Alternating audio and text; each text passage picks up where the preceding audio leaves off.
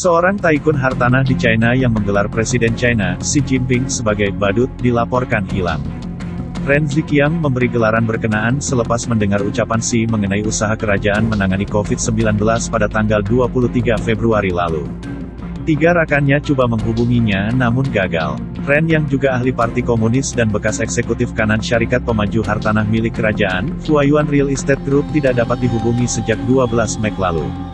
Teman rapat dan ahli perniagaan, Wang Ying, menyifatkan kehilangan Ren sebagai sangat membimbangkan. Ramai rekan kami coba mencarinya. Ren Zhiqiang adalah seorang yang dikenali umum dan kehilangannya diketahui ramai. Pihak yang bertanggung jawab terhadap perkara ini perlu memberi alasan kukuh secepat mungkin, katanya. Panggilan yang dibuat pihak Reuters juga gagal dijawab. Polis Beijing tidak memberikan maklum balas untuk sebarang komen melalui telepon atau faks pada hari Ahad. Sebelum ini, Ren menulis esai yang dikongsi dengan beberapa individu dikenalinya mengkritik ucapan Xi pada tanggal 23 Februari lalu. Namun, esai berkenaan kemudiannya dikongsi dalam talian oleh orang lain. Dalam esai berkenaan, tanpa menyebut nama Xi, Ren berkata, selepas meneliti ucapan yang dibuat, dia bukan melihat seorang pembesar berdiri mempamerkan pakaian barunya, sebaliknya menyaksikan seorang badut bogel yang bersungguh-sungguh mahu kekal sebagai pembesar. Ren juga mendedahkan krisis tadbir urus dalam parti selain mengkritik kebebasan bersuara dan media dalam melaporkan wabah COVID-19 sehingga menyebabkan ia lambat diatasi. Ren Zhiqiang dilahirkan di Provinsi Shandong pada 8 Mei 1951. Bapaknya, Ren Quansheng, berkhidmat sebagai naib menteri perdagangan China, dan ibunya adalah pegawai perbandaran di Beijing. Ibu bapak Ren telah dianiaya semasa revolusi kebudayaan, dan dia pergi ke daerah Yan'an untuk bekerja sebagai belia yang diturunkan pada tahun 1968. Setahun kemudian, beliau mendaftar di Tentara Pembebasan Rakyat, yang berkhidmat sebagai seorang jurutera tentara ke-38 dan kemudian menjadi pemimpin pelatun. Ren meninggalkan tentara pada tahun 1981 dan menjadi timbalan pengurus besar Beijing Yida. Pada tahun 1984 beliau menyertai Beijing Huayuan Group Corporation sebagai ketua jabatan. Dia dipenjarakan pada bulan September tahun 1985, tetapi dibebaskan 14 bulan kemudian tanpa disabitkan dengan apa-apa jenayah. Menurut rekan sekerjanya yang lama, alasan pemenjaraannya adalah karena dia telah menyinggung ketua jabatan audit daerah Xicheng Beijing.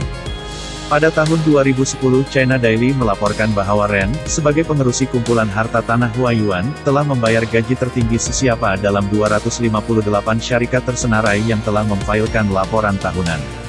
Gajinya dilaporkan 7,07 juta yuan, $1.04 juta.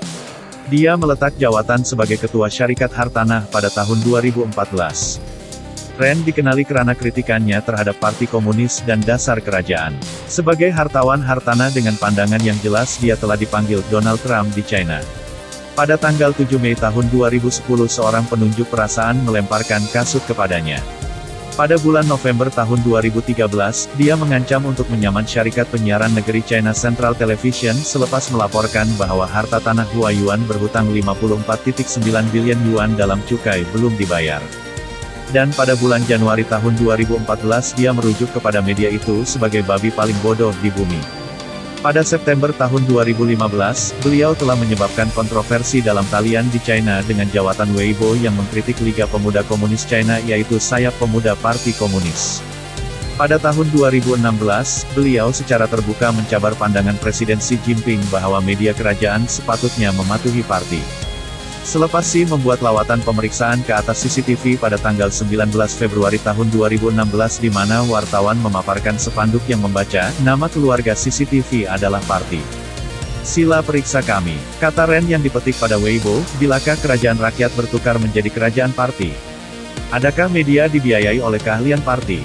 Jangan membazirkan uang pembayar cukai ke atas perkara-perkara yang tidak memberi mereka perkhidmatan, katanya. Tweet itu kemudiannya dipadam. Tetapi pada tanggal 22 Februari tahun 2016, media negara menuduh Ren menyokong advokasi Parti Komunis dan pada tanggal 28 Februari akun Weibo Ren telah disekat oleh pentadbiran Cyberspace China, karena menyebarkan maklumat yang tidak sah. 37 juta pengikut web Ren meninggalkannya. Jawatan kuasa Cyberspace daerah Xicheng, di mana keanggotaan parti Ren berdaftar, bersumpah untuk menghukumnya di bawah peraturan parti. Pada tanggal 2 Mei tahun 2016, Ren diletakkan dalam percobaan selama setahun dalam Party.